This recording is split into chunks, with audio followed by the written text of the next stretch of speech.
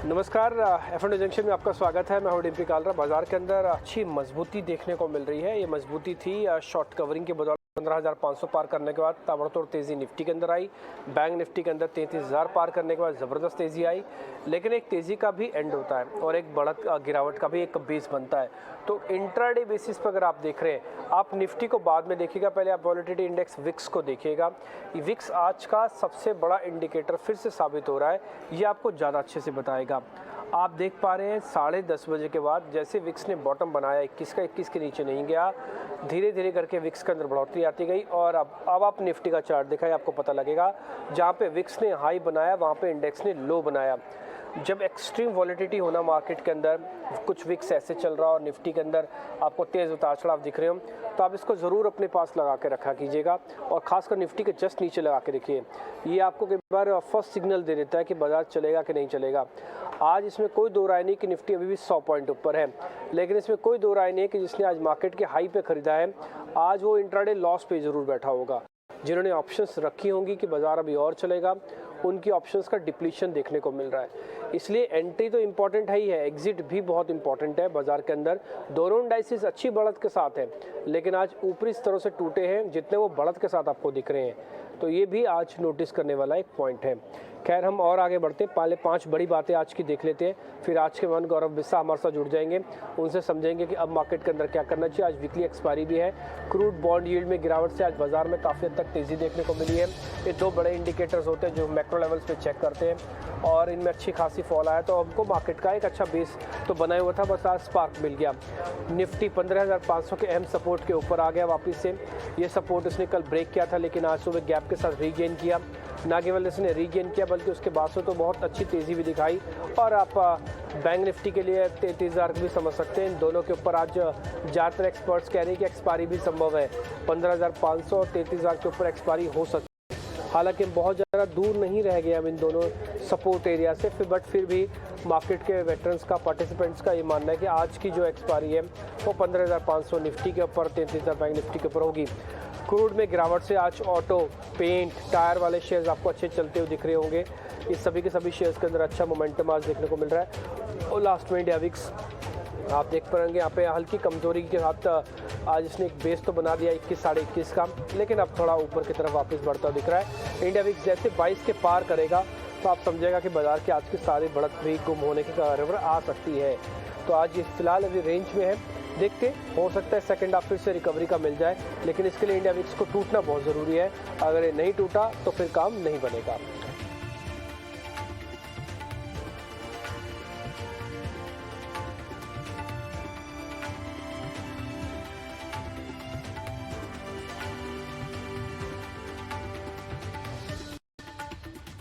तो गौरव बिस्सा आज के मान हमारे साथ जुड़ चुके हैं, उनसे हम करेंगे बातचीत, लेकिन गौरव से वो आपको बताएं कि निफ्टी बैंक निफ्टी पे क्या करना है। हम फटाफट से एक काम और कर लेते हैं, एक बार जरा उनके सामने डाटा रखते हैं। गौरव, बहुत शुक्रिया, थैंक यू वेरी मच। ये मोटा मोटी बाजार की जो 5 बड़ी बातें हमने आपके सामने रखी दी हैं। अब जरा हम आपके सामने आज के इंडाइसिस का कुछ इंपॉर्टेंट डाटा रखें, लेकिन उससे पहले हमारी परंपरा है, हम जो भी गेस्ट आते हैं ना उनसे जो हम ट्रेड लेते हैं तो उनका रिपोर्ट कार्ड अगले दिन दिखाते हैं। तो आज जैसे आज हम आपसे बात करेंगे तो आपका रिपोर्ट कार्ड हम कल दिखाएंगे। तो कल हमारे साथ थे राहुल शर्मा, जेएम फाइनेंशियल्स वाले, तो उनका रिपोर्ट कार्ड आपको दिखाते हैं और दर्शकों के सामने भी रखते हैं। तो पहले रिपोर्ट कार्ड।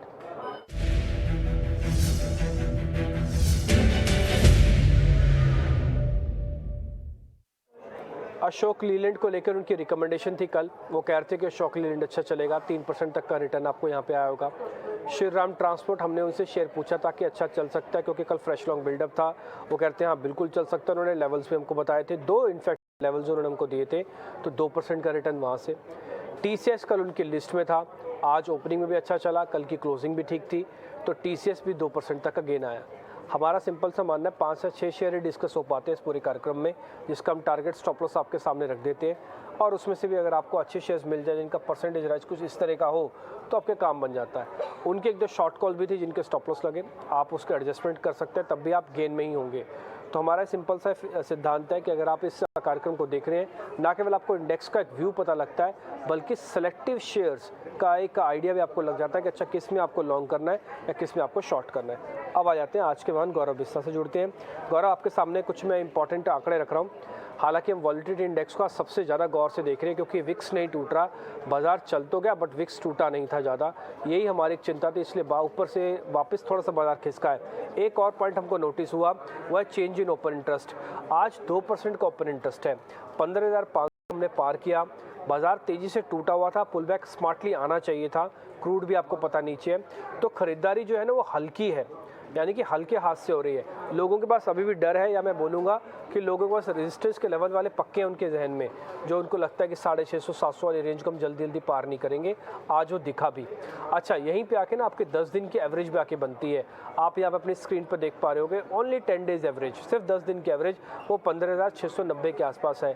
मोटा मोटी मार्केट 600 की कैटेगरी में जाता है, वहाँ से फ्यूज़ होने लगता है, कम होने लगता है। तो ये आपकी स्क्रीन पे वो एवरेज भी आ गई है। अब आते हैं रेजिस्टेंस और सपोर्ट एरिया में। अगर आज 15,500 एक अहम सपोर्ट सभी एनालिस्ट कह रहे हैं, समझ रहे हैं, डाटा भी इम्प्रूव कर रहा था। आज हमने गैप के साथ पार नहीं किया था इस लेवल को, पहले खुले इसके नीचे, फिर गैप के साथ इसको पार किया और फिर हमने शॉर्ट कवरिंग दिखाई। तो 15,500 अगर आज का सपोर्ट एरिया है तो 15,700 आज का रेजिस्टेंस एरिया भी है। ये आप कुछ 10 दिन की एवरेज के हिसाब से आपने जोड़ भी सकते हैं, वो जो आपको हमने थोड़ी देर आपको दिखाई थी। तो ये आज के कुछ अहम आंकड़े, नंबर्स जो आपके सामने हमने रखे। गौरव, अब आपको ये बताना है जिनके पास निफ्टी की लॉन्ग पोजीशंस हैं वो एक बार वापस से बाहर आ जाएं क्या, और जिनके पास अभी तक कोई ट्रेड नहीं है वो क्या करें? गुड आफ्टरनून, आप इस शो पे बुलाने के लिए काफी धन्यवाद। यहाँ पे रिंपी जी, महत्वपूर्ण सवाल ये है कि बाउंस जो है वो आ रहा है। ये पहली बार नहीं है कि हमको बाउंस देखने मिला है 15,300 से, इसके पहले भी हमको बाउंस देखने मिले हैं। लेकिन जैसे आपने कहा कि 15,700 पे आके जो है लड़खड़ा रहा है निफ्टी, इसमें आप कारण देखेंगे डेली चार्ट्स पे तो एक बेरिश पैटर्न बना था, उसका ब्रेकडाउन हुआ था, रिटेस्ट करके हम वहीं से आए नीचे। आज की अगर बात की जाए तो आज एक्सपेक्टेड था कि आज एक बाउंस हमको देखने मिलेगा। कल अगर आप देखेंगे तो 15,500 के कॉल में काफी स्ट्रॉन्ग एक्यूमुलेशन हुआ था, राइटिंग होती रादर, और वॉल्यूम भी काफी वहां पे काफी तगड़े थे। तो आज उसमें जो है 15,500 होल्ड किया था, वहां पे शॉर्ट कवरिंग आपको देखने मिली थी। आज अगर आप देखेंगे जो यहाँ से निफ्टी घुमा है, एक जो था 15,630-640 का फ्यूचर्स में, वहां पे आके और फिल करके वहां से नीचे आया है। तो अब बात ये हो जाती है कि अगर किसी के पास लॉन्ग पोर्शंस है, अगर 15,350-400 की है तो आप बने रह सकते हैं। अगर आपकी पोर्शंस 15,500 या उसके ऊपर के लेवल्स की है तो आपके लिए जो सपोर्ट है वो 15,400 का इमीडिएट सपोर्ट है, तो आपके लिए वो आपका स्टॉप लॉस हो जाएगा। रही बात की फ्रेश एंट्री कहाँ पे लेनी चाहिए, तो मैं कहूँगा फिलहाल यहाँ पे नहीं करना चाहिए, क्योंकि एक गैप फिलिंग दोनों साइड में हो चुकी है। जो गैप के साथ में निफ्टी ऊपर आया था, फिर हमने देखा कल उसमें गिरावट देखने मिली, तो वो गैप भी फिल हो चुका है, और आज अगर हम देख रहे हैं तो ऊपर के जो गैप्स है वो भी फिल हो चुके हैं। तो यहाँ पे एक रेंज है, दायरे में ही ट्रेड होगा। फ्रेश एंट्री मेरे हिसाब से जब तक 15,300, 350, 400 के बीच में नहीं आता है, मैं फ्रेश एंट्री यहाँ पे सलाह नहीं दूंगा मैं। और रही बात आज भी किस तरह से हो सकता है, मैं समझ पा रहा हूँ जो एक्सपायरी है वो 15,470 से 15,520 के बीच में आपको एक्सपायरी नजर आ सकती है। ये मेरा मेरा अनुमान है कि यहाँ पे आपको देखने मिल सकता है। फ्रेश एंट्री डिक्लेरेंस में होगी, जो है स्टॉप लॉस 15,400 का होगा। ठीक है, 15,400 जिनके पास पुरानी निफ्टी है, अगर कोई लेना चाहता है, उसको लग रहा है कि अगर थोड़ा बहुत मूव उसको मिल जाएगा। वैसे हम बात क्लियर कर दें, 700 के आसपास आके बाजार रुकता है। ना केवल आपको हम ये लेवल से प्रूव कर रहे हैं, बल्कि आपको हम चार्ट से भी प्रूव कर देंगे। और एक कल भी हमने आपको नोटिस करवाया था, आज भी आपको नोटिस करवाएंगे। 15,400 बट एक अहम बेस है, ये गया तो पोजिशनल, इंट्राडे सब वालों को बाहर आना पड़ेगा। 15,400 कल भी नहीं टूटा था, 15,400 आज के लिए भी बेस है, लेकिन 15,700 रेजिस्टेंस है, ये बात भी पक्का है। तो इसलिए जिनके पास पड़ी है निफ्टी वो इसका स्टॉप लॉस लगाएं, और जिनके पास नहीं है कोशिश करें। आज का अगर मौका मिस हो गया तो कोई बात नहीं, मिस का मिस सही, आगे देखते हैं। एक बार निफ्टी के चार्ट मैं आपको स्क्रीन पे दिखाता हूँ, आप इसको ज़रा देखेंगे तो आपको काफ़ी हद तक आइडिया लगेगा, जो कल भी हमने आपके सामने बात रखी थी। आप यहाँ पे ये देख पा रहे होंगे, पूरी एक रेंज है, ये रेंज मार्केट का सपोर्ट भी है, लेकिन ये रेंज अभी छोटा मोटा एक रेजिस्टेंस भी है। ये सपोर्ट क्या है, पिछली बार का पैनिक बॉटम सपोर्ट, उसके बार का फिर से पैनिक बॉटम सपोर्ट। ये लेवल कौन सा है, ये लेवल है 15,700 800 वाला। आपको याद होगा 15,700 800 पे बाजार बार बार ऊपर आ जाता था और अच्छा पुल बैक देता था, लेकिन फाइनली जब हमने इस लेवल को ब्रेक कर दिया उसके बाद अभी हम इसके नीचे हैं। तो जब तक इस लेवल को वापस से रीगेन नहीं करते, वापस नहीं आ जाते इस जगह पर, तब तक हम अपने आप को कमज़ोरी माने। हर राइज़ अपने आप में एक सेल में तब्दील होगा। जब तक इस पूरे चैनल के अंदर हम वापस नहीं आ जाते और इस 15,700-800 वाली रेंज को पक्का नहीं कर ले, तो जो हमने पहले प्रूव किया हुआ है, 2 बार पैनिक के साथ प्रूव किया हुआ है। इसलिए आपको जो रेजिस्टेंस है, एक बार निफ्टी का डाटा दिखाइए आपको जो दिखेगा, जो होल्ड का लेवल आपको, जो आपने आज ट्रेडिंग कॉल्स दिए हैं, उसके अंदर वही 15,700 आपको टारगेट लगेगा। हमने जो आपको 10 दिन की एवरेज दिखाई थी, एक बार जरा 10 दिन वाला चार्ट दिखाई जिसमें 10 डेज एवरेज लिखी हुई है, वो भी आपको 15,700 दिखेगा। ये देखिए 693। इसके बाद वाली प्लेट हमने एक और आपको दिखाई थी जिसमें रेजिस्टेंस और स्टॉप लॉस था, उसमें भी आपको 15,700 ही दिखेगा रेजिस्टेंस।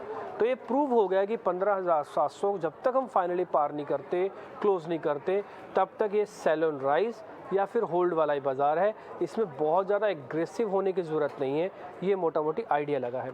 खैर हम आगे बढ़ते हैं। अब आते हैं सीधा शेयर्स पे। अच्छा गौरव, आप कुछ बैंक निफ्टी पे जोड़ना चाहते हैं क्या आप? देखिए, बैंक निफ्टी अगर देखें तो यहाँ पे एक अच्छा हमको ब्रेकआउट देखने मिला था 33,000 के ऊपर, और जब तक ये सस्टेन हो रहा है मैं समझता हूँ कि फिर एक बाउंस आपको यहाँ पे देखने मिल सकती है। तो अगर आप प्राइस इक्विलिब्रियम अगर देखेंगे तो आपको 32,950, 33,020 ये एक रेंज जो है यहीं पे आ रहा है। तो मैं समझता हूँ कि ये अगर आपको टच होता है, रिटेस्ट होता है, तो आप वहाँ पे बैंक निफ्टी को बाय कर सकते हैं। अगेन बड़े टारगेट्स नहीं होंगे क्योंकि एक फॉलिंग ट्रेंड लाइन का हर्डल भी आपको देखने मिलेगा, तो आपको 33,000 के आसपास बाय करना है। 33,400, 33,500 आपका लक्ष्य होगा और 100 पॉइंट का स्टॉप लॉस होगा। तो मेरे लिए यहाँ पे रेंज बाउंड ट्रेड्स है, तो वो सबसे मैं इसको मेरे ट्रेड्स को डिफाइन करूंगा। आउट परफॉर्मेंस मुझे बैंक निफ्टी में नजर आ रहा है, आगे भी रहेगा, लेकिन ये डिफरेंस के लिए रहेगा। करंट प्राइस में मैं फ्रेश एंट्री सलाह नहीं दूंगा। ठीक है, करंट लेवल पे तो एंट्री नहीं होगी, लेकिन अगर आप 33,000 के आसपास आप आ जाते हैं तो आपको यहाँ पे एक एंट्री का लेवल मिल सकता है, तब आप इस पर ध्यान रखिएगा। 32,900 आपका स्टॉप लॉस है, 33,500 आपका टारगेट है। मैं एक छोटी सी चीज़ आपके सामने बैंक निफ्टी का चार्ट भी दिखाऊंगा, आपको निफ्टी और बैंक निफ्टी का फ़र्क दिख जाएगा। जहाँ पे निफ्टी ने अपने क्रिटिकल सपोर्ट एरिया 15,700 को ब्रेक किया हुआ है, लेकिन इसने अपने क्रिटिकल सपोर्ट एरिया को रिस्पेक्ट किया हुआ है, अभी तक तोड़ा नहीं है। इसी को हम डाइवर्जेंस कहते हैं। आप इसका फर्स्ट लो, ये जो आपको स्क्रीन पे दिख रहा है, आप इसका सेकंड लो, अब इसका थर्ड लो भी ऑलमोस्ट उसी रेंज में है, जबकि आपको निफ्टी में वो टूटता हुआ दिखा था, उसके नीचे ट्रेड कर रहे थे। तो बैंक निफ्टी में कन्विक्शन ज़्यादा है, इसलिए अगर जब चल रहा है तो बैंक निफ्टी आज की मेहमान का आपने ट्रेड भी देखा, उन्होंने कॉल भी दी है, तो ये कहा है कि जब आप इस बॉटम पे वापस आ जाएं, यानी कि करीब 33,000 के आसपास वापस आ जाएं, तो आप फिर से 33,500 का टारगेट प्लस कर सकते हैं। 32,900 का आपका स्टॉप लॉस होगा, सिर्फ 100 पॉइंट का आपका स्टॉप लॉस बन जाएगा नीचे का। तो ये निफ्टी और बैंक निफ्टी का फ़र्क है, अगर आप इस फ़र्क को देख पा रहे हैं तो। इस गैप को निफ्टी वाले को कौन पूरा कर सकते हैं? एक बड़ा वेटेज वाला शेयर जिसको हम कहते हैं रिलायंस या टीसीएस जोर लगा रहा है, देखते हैं आगे क्या होता है। खैर हम आते हैं सीधा शेयर्स पे। मोटा मोटी आपको आइडिया लग गया होगा निफ्टी और बैंक निफ्टी के अंदर हमको करना क्या है। अब आते हैं शेयर्स पे। आज के पहले ताज़ा खरीदारी वाले शेयर्स आपकी स्क्रीन पर आएंगे।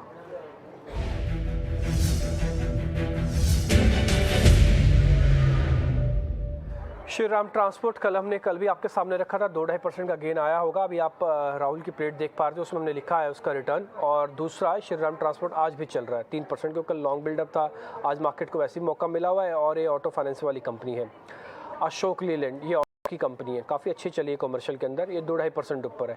और शेयर भी हम ले सकते थे, बट हमको ज़्यादा ऑटो के शेयर लेते थे, आज सारी ऑटो के शेयर चल रहे थे, तो इसलिए हमने क्या किया, सिर्फ 2 ही ऐसे शेयर ढूंढे जहाँ पे अभी हमको लग रहा है कि थोड़ा स्पेस है चलने का। और गौरव एक बार जरा दोनों के शेयर के चार्ट चेक कर लेंगे आप, कितना दम आपको और दिखता है?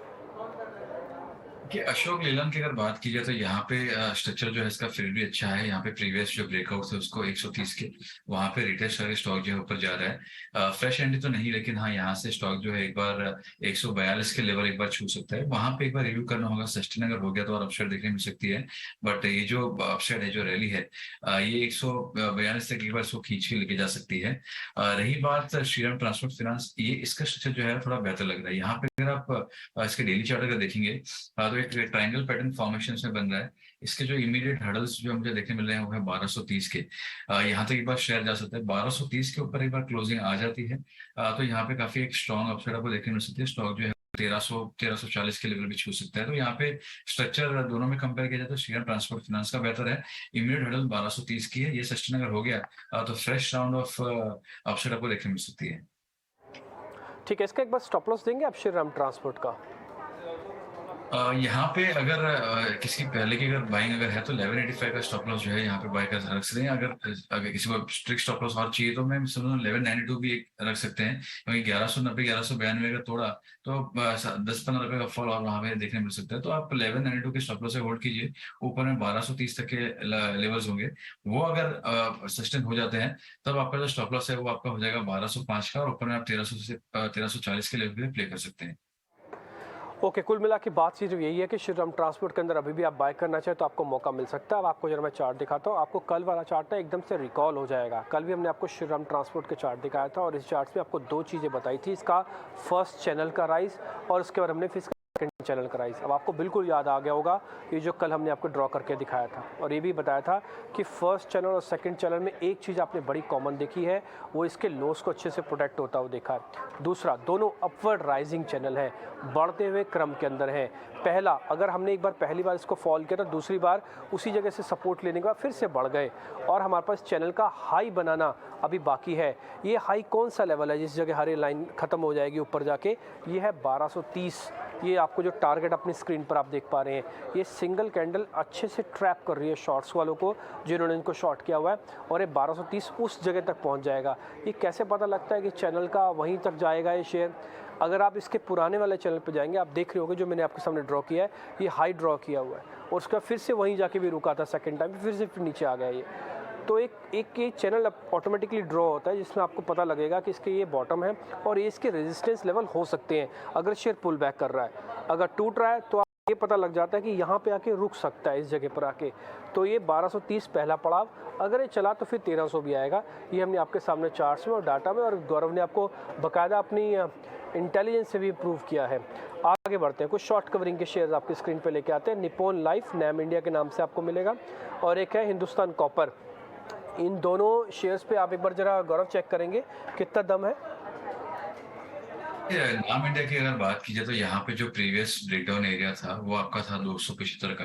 जब तक 275 के ऊपर ये सस्टेन नहीं होता है, यहाँ पे फ्रेश एंट्री की मैं सलाह नहीं दूंगा, क्योंकि अगर आप देखेंगे तो इसमें डेली चार्ट्स में जो बड़े ब्रेकडाउन देखने मिलते 285 के नीचे आया, शेयर ने रिटेस्ट किया, फिर वहां से नीचे आया, तो यहाँ पे स्ट्रक्चर उसका काफी अच्छा नहीं है। फिलहाल 275 सस्टेन हो जाए तो यहाँ पे बाय के मौके बनते हैं, फिर स्टॉक जो है एक बार 285 तक के लिए तुरंत उछाल दिखा सकता है।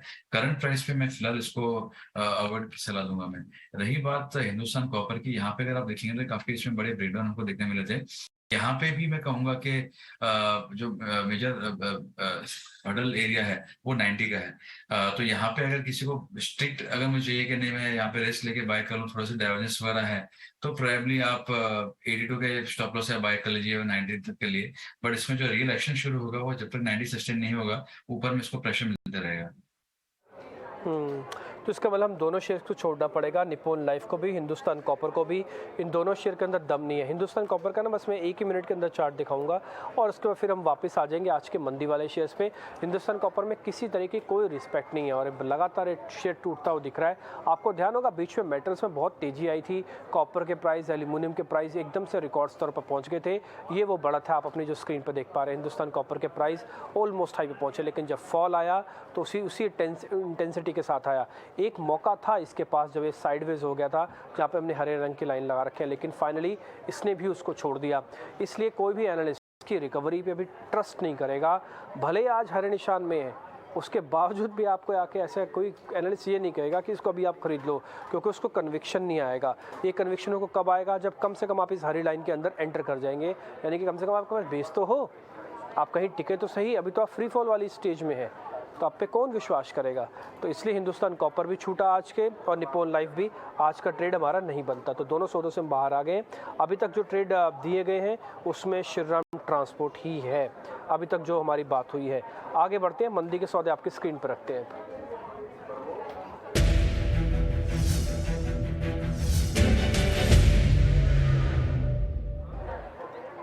आज पावर ग्रिड और अब्रॉय रियल्टी दोनों के अंदर शॉर्ट्स ओपन हुए हैं, हालांकि कन्विक्शन ज़्यादा नहीं, क्योंकि ओपन इंटरेस्ट बहुत ज़्यादा नहीं है। गौरव एक बार चेक कर लेंगे, दोनों शेयर आज की बढ़त में भी ये पार्टिसिपेट नहीं कर रहे हैं।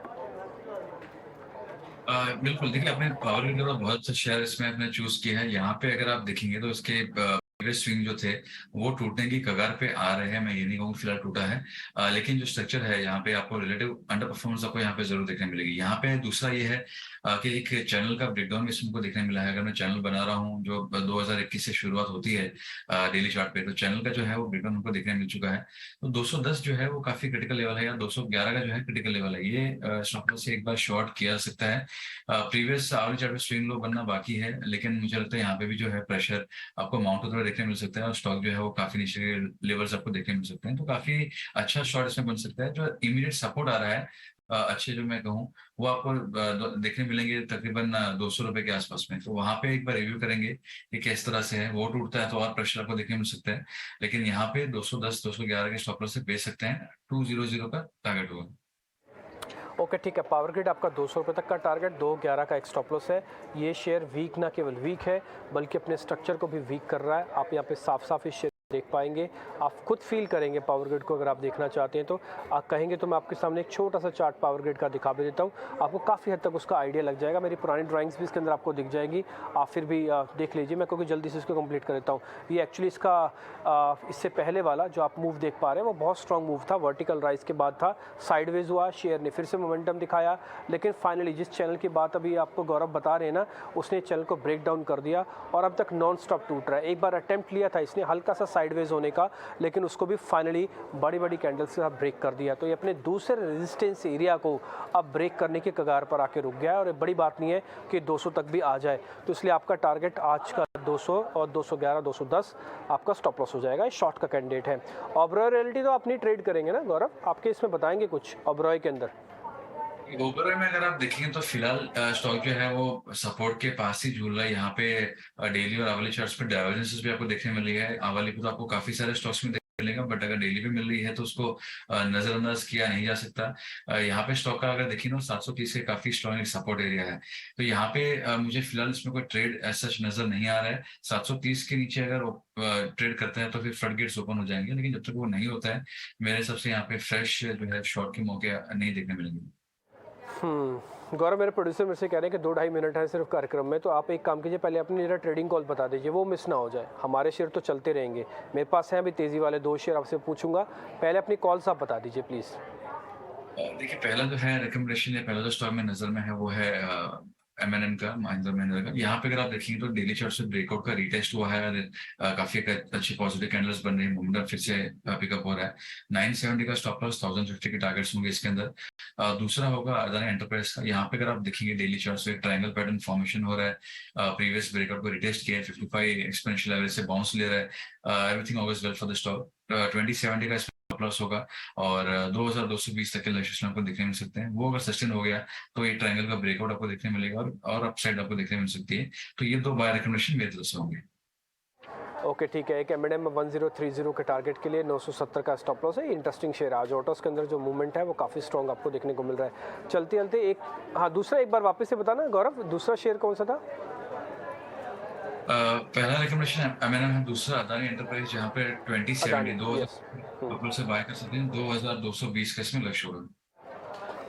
ठीक है, तो अदानी का एक बार स्टॉप लॉस भी तो बताओ सर, फिर बिना स्टॉप लॉस को तो लेंगे नहीं सौदा। टारगेट स्टॉप लॉस वापस से बता दो। 2070 का इसमें स्टॉप लॉस होगा और 2220 का इसमें लक्ष्य होगा।